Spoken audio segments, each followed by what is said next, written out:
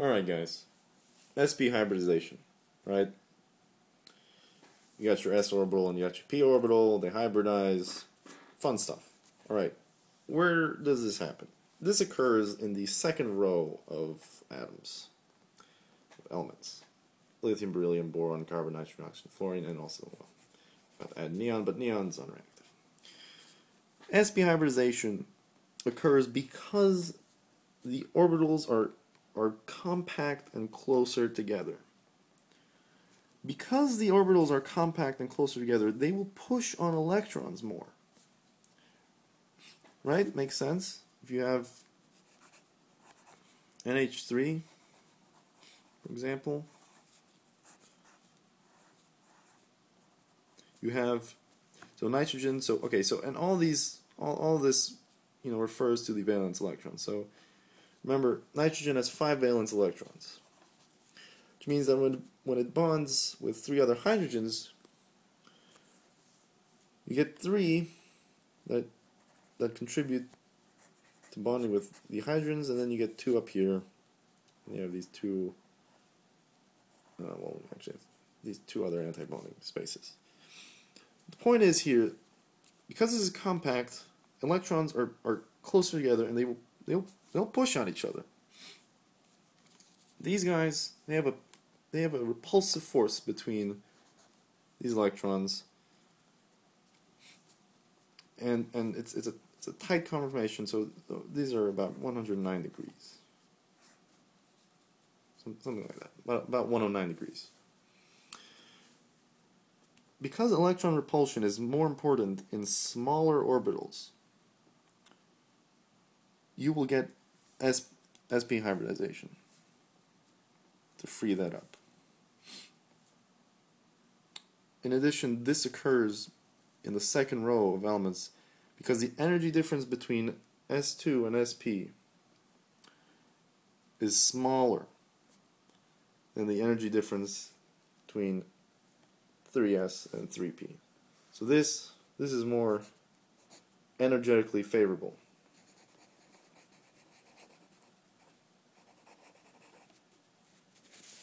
This is more energetically favorable, so sp2 hybridization occurs more. Well, it only occurs with the second row. Moving on to Huckel theory, and Huckel rule basically states that for a ring, for a conjugated ring system to be aromatic, has to meet this rule, and where n is the number of the electrons. And I don't think the rule is as important here, but as the theory is. So let's go into the theory. Here we have benzene. These orbitals are called pz orbitals between these carbons, and so you can have an s or p sigma bond, will look like that, or you can have a pi p bond.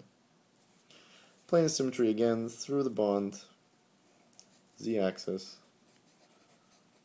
This is symmetrical, this is not symmetrical. When you're analyzing these interactions between the orbitals, you look at 2 main things.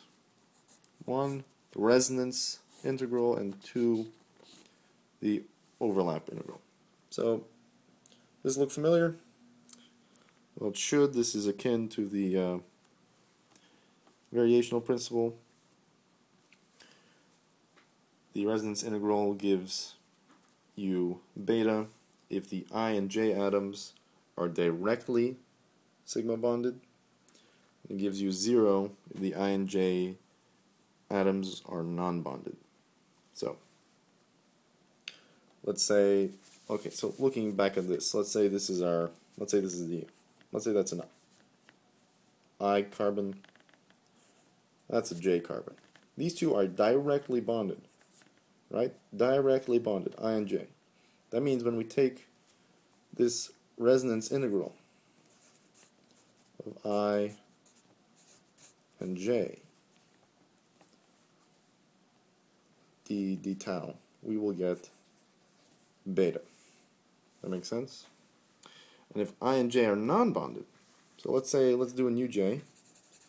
Let's say our new J is way back there. So this is 1 carbon to 3 carbon. So the 1 and 3 carbon, I and J, they are not directly bonded. They're in the conjugated system, but they are not directly sigma bonded, so that becomes 0. Then you have the overlap integral, which if you remember from the variational principle E trial, you have this over this. Let's call this A, let's call this B. You have A over B. And generally the overlap integral is 1 if I and J are equal. If they're not equal, that's equal to 0. This is equal to 1 assuming normalized orbitals. So when you do the secular determinant for this, this is what it looks like. We're going to use 2 new terms, alpha and beta, but we still have energy, and that's what we're finding. So this secular determinant refers to column and row of orbital interactions. So in the column you have orbitals labeled here, 1, 2, you can have, for example, for benzene, you'd have 1, 2, 3, 4, 5, 6 orbitals interacting. So for benzene, you could imagine this stretches down all the way to, stretches down to N. What could this be? This could be N, all the way down to ... N orbitals. So same for this one, ... N orbitals. And there's a pattern that emerges after a while. You see that you have a diagonal row of the integral resonances, which will give you alpha minus the energy, E. This will continue down in a diagonal, and then you have your betas for when you have the resonance integral equal to 0.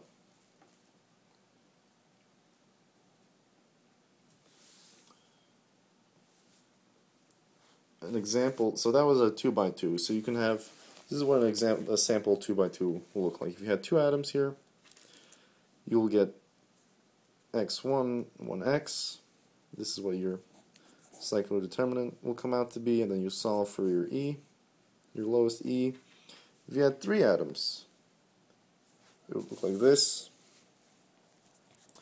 Well, excuse me, you'd have x1, 0, 1x1, 0, 1x. And it turns out that this has a pattern. And if you drew this out, it turns out that there's a unifying formula. For orbital energies for any ring size, this is that energy. Energy equals alpha plus 2 beta cosine of 2 pi k over n. What does it mean? N is the number of atoms in the conjugated system, and k is the quantum number of the molecular orbital, given by n minus 1. So what do you think the lowest energy system will, what kind of n it will have? Or excuse me, what kind of k do you think it will have? It turns out that the lowest energy is non-degenerate, so k is equal to 0. This makes sense because there should be no nodes in the lowest energy wave function. Alright, so that was connected to... so let's do a quick recap. and then we'll finish this off. Learn about sp hybridization, how it occurs generally for the atoms in the second row, elements in the second row. This occurs because those elements are more compact and closer together, so they will push on electrons more, so they'll be more inclined to sp hybridize. And then we talked about the Huckel rule and the theory behind it, how you solve the secular determinant for this type of system.